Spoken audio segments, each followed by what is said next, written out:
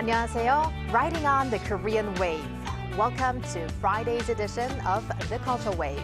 I'm Kwon So-hwa in Seoul. Explore with us Korea's culture from all aspects and stay up to date with K-entertainment, K-venues, K-film, K-everything. Joining me for our Friday show is our co-host Bella Kim. Hello, Bella. Hi, Soa. And hello to everyone joining us today on The Culture Wave. I'm Bella, here to co-host and fill you in with the latest in K-entertainment. Bella, when you think of a place in the capital, Seoul, that's symbolic to cinema in Korea, where would that be? I think it's Chungmuro, isn't it? Exactly. And we're going to talk about a place that recently opened in Chungmuro in our Culture Issue segment. But first, we have lots to cover in K-entertainment. Right.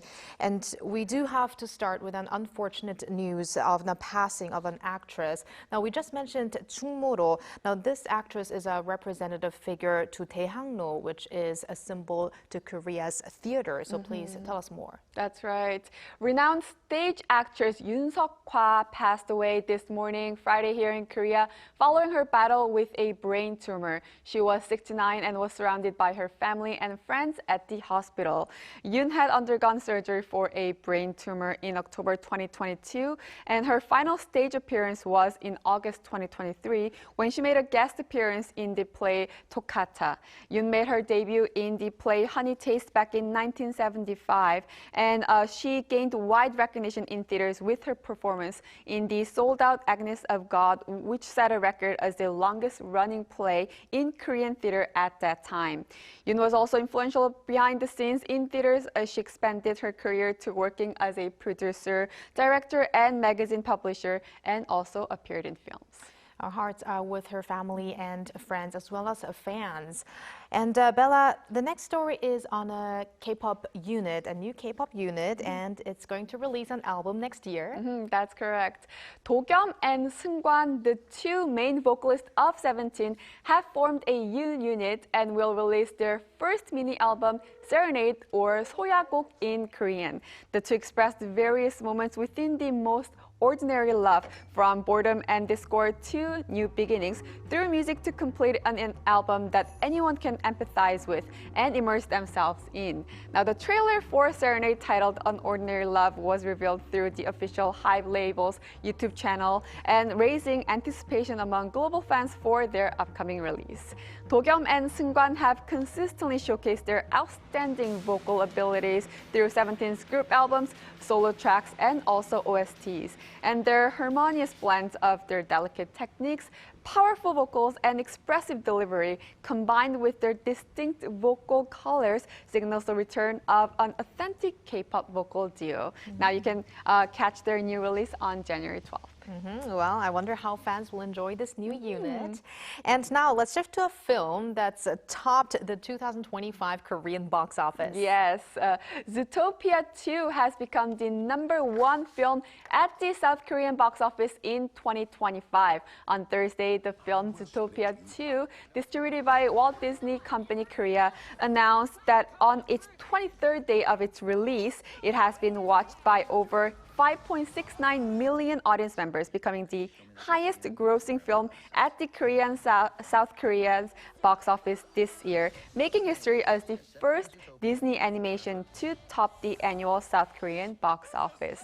Now, the film surpassed Demon Slayer, Kimetsu no Yaiba, the movie Infinite Castle, which previously held the #1 spot at the South Korean box office in 2025. And even as it enters its 4th week of release, Zootopia 2 continues to hold the #2 spot in real-time reservation following Avatar, Fire and Ash.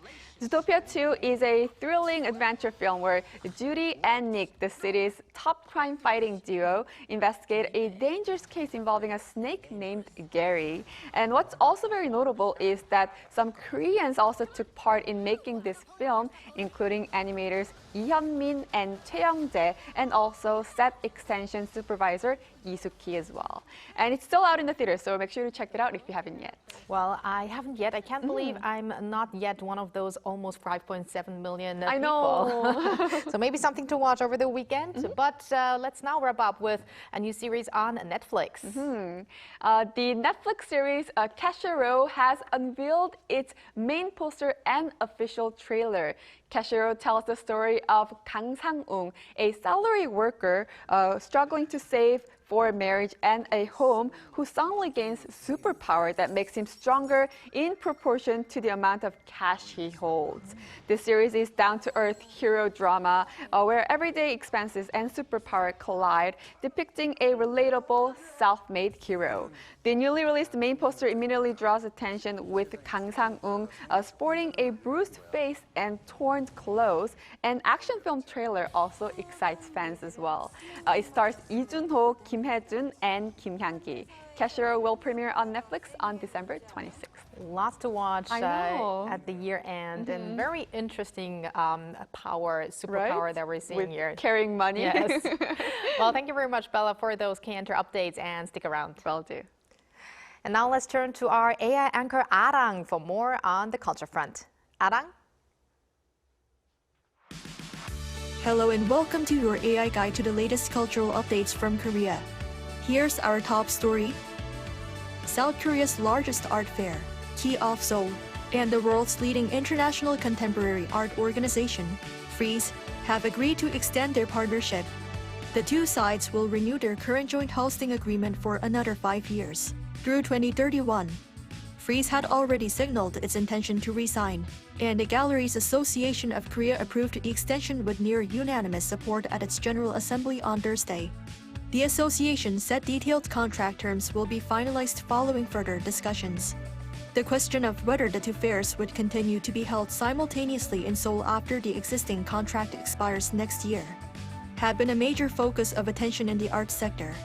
Frieze is considered one of the world's two leading art fairs, alongside Switzerland-based Art Basel.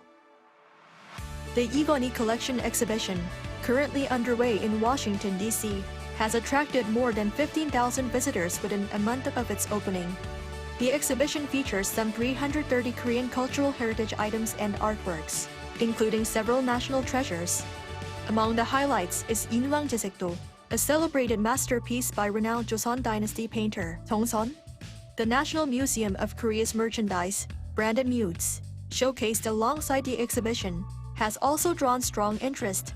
The goods sold out within a week of the opening, with total orders reaching 100 million won, or about $68,000.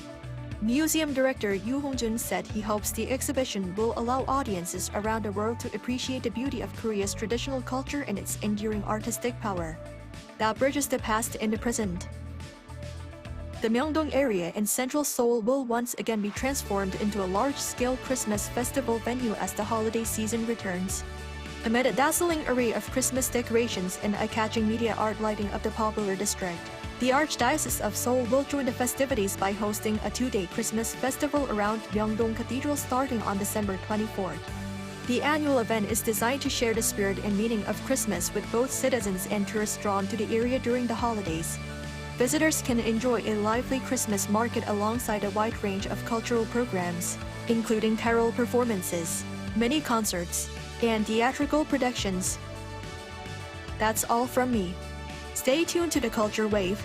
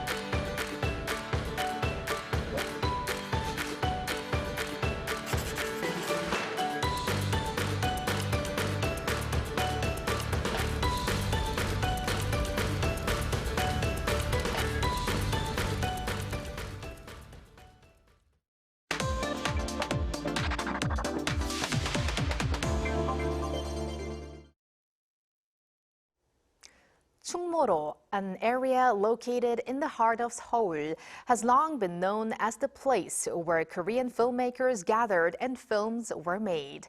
Recently, a new public film culture space, the Seoul Film Center, opened its doors in Chungmuro. Today, we'll take a closer look at why Chungmuro became the center of Korean cinema and what this new space represents. And we'll do that with Jae Sool, professor and filmmaker at Seoul Institute of the Arts. Hello, Professor Sool. Welcome back. Professor. Nice to be back. All right, so let's start off with some background here. How has Chungmuro earned its title as the heart of Korean cinema? And also, personally, what kind of place is that for you as well? Chungmuro, we still call it Chungmuro actually, Yeah. although it's not there anymore. But actually, it's a region in Seoul, which is very, culturally located, and it's actually really the Hollywood of Korea. That's what we used to call it. And basically, there's all around there. There's a cinema complex called Dansongsa, which is no longer around. But basically, there was like the first movie theater in Seoul that opened up there, and then a lot of film companies in the '60s started making movies there. So there's like labs to develop films and things like that. And also, it's also known today as sort of printing alley, where a lot of people go to get like, your books or pamphlets or posters done. But my impression of it is, Seoul Institute of the Arts is actually located very close to Namsan. Right. And so my students, I would give them assignments. And so they would shoot a movie and then they'd rush to the lab in Chungmuro to get it developed for the class, like that. And then photography students, also a lot of design students were just like there getting their, work done. So I just remember it's kind of nostalgic. And even if you go to the Chungmuro station, the subway station, if you go downstairs, there's displays of all like the Korean cinema, like the making of the famous movies, the stars, things like that. So it's definitely like, something in the past that unfortunately it doesn't exist there anymore, but it's still like a great place to go eat good food if you are interested in that. Yeah. It is. I mean, there also used to be a radio station that's not there anymore where Right, I used to TBS. work as well. Yeah, yeah, yeah. That is why I also have that nostalgic feeling of that place, just like you, Professor Sool. But now we are going to talk about this new place that opened, right, Bella?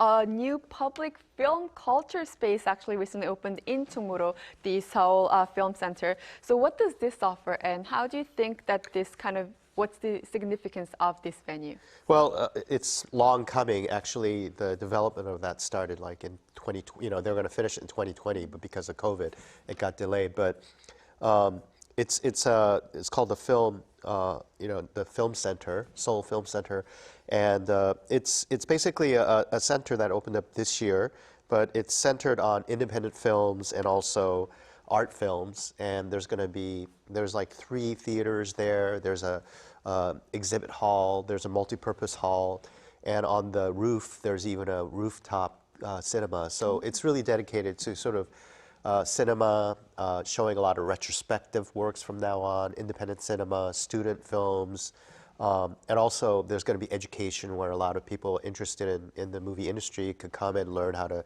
make movies.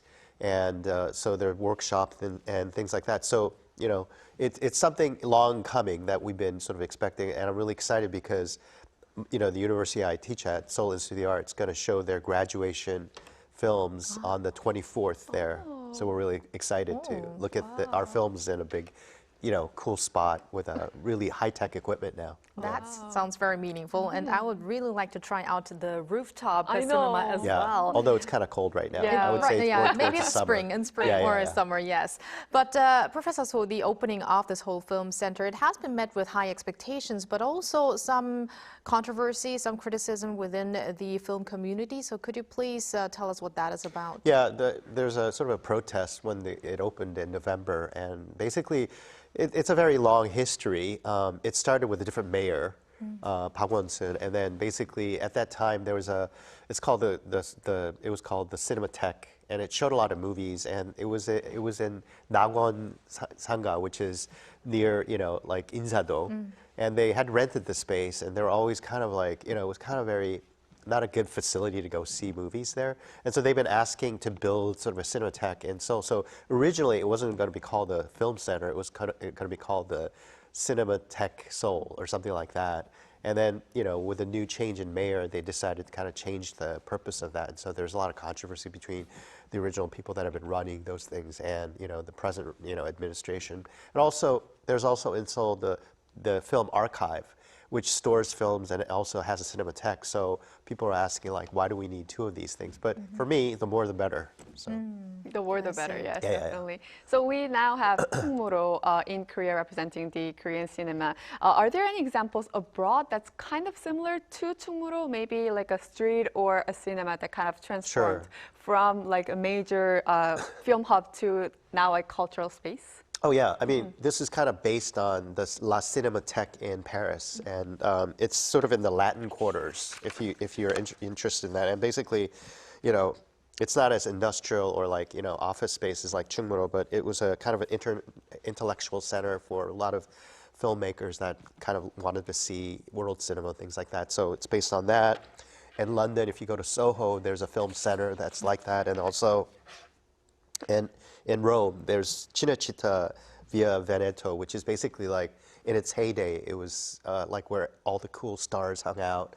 So it's there are precedents for this kind of cinematheque all over the world, for sure.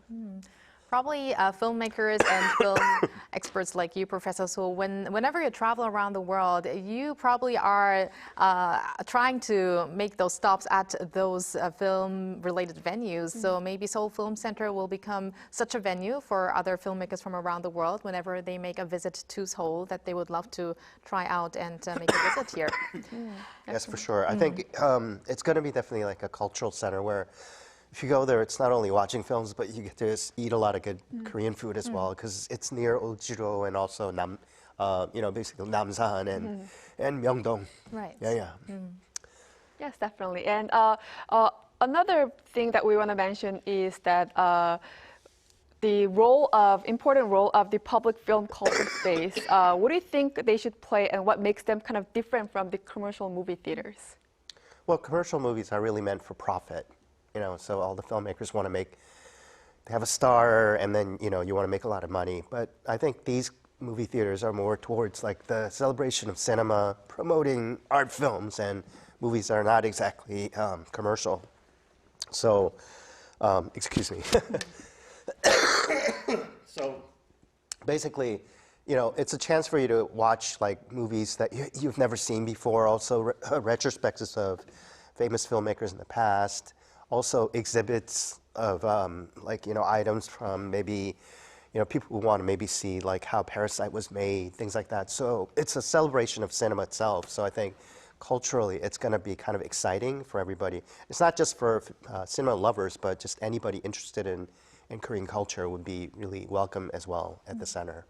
Definitely, yes. And another thing we do want to mention is we see a shift in the way we view movies as well. So, from the era of OTT to now mobile platforms are very widely expanded. So what is it that still kind of draws people to those physical cinemas? We go to still theaters to watch movies. We've talked about some movies previously as well. And also like a public film space like Chungmuro we mentioned.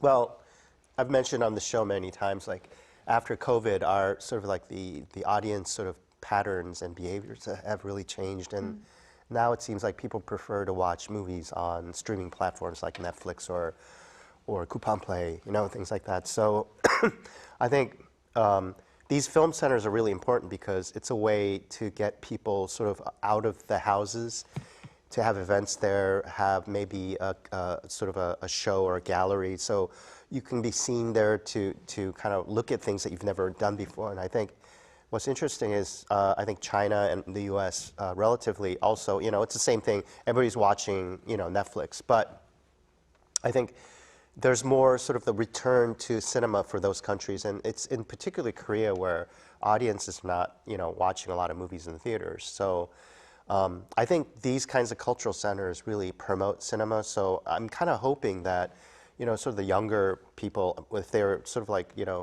they do a lot of tours to these areas as part of their education, would start to feel really different. And I think if you go to London, for example, there are a lot of like small theaters all around the suburbs, and you can tell that it's a country of Shakespeare because they really promote theaters. And I think we have to kind of do the same thing in Korea. We have to kind of educate our sort of the youth, and also sort of, you know, even because we have a lot of older people in Korea as well. And I just remember, you know, there'd be movie theaters near Chungmuro. Now it's gone, but basically, you'd have old people just kind of just hang out in the movies, and I think.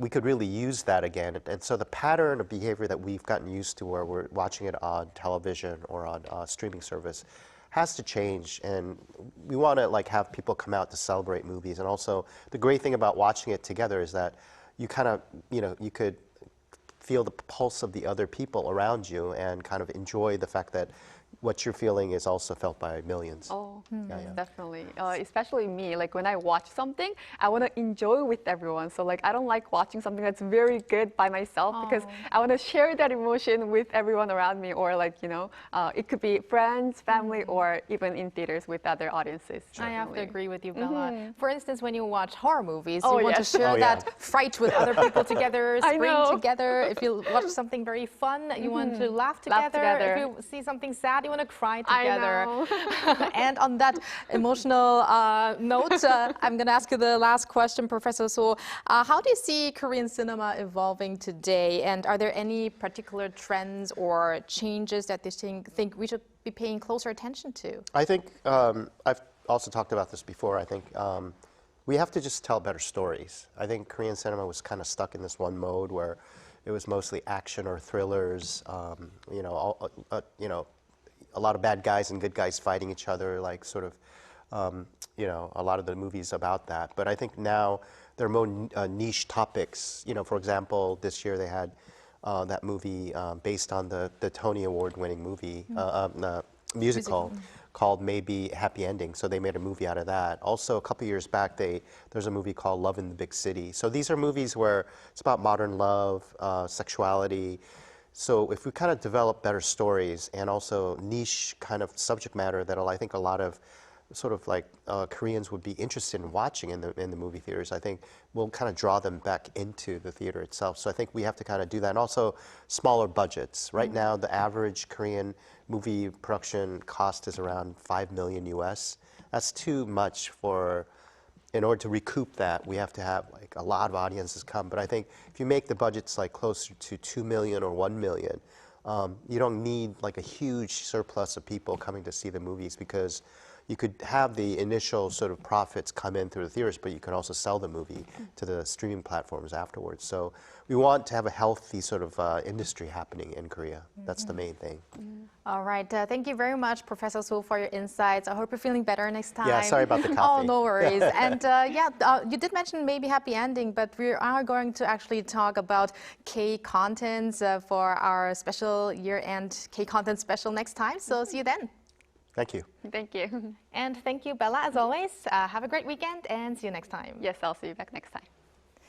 Thank you for spending the past half an hour with us on the Culture Wave. Hope you have a culture-filled weekend, and we'll be back next week every workday apart from Christmas, 2 p.m. Korea time.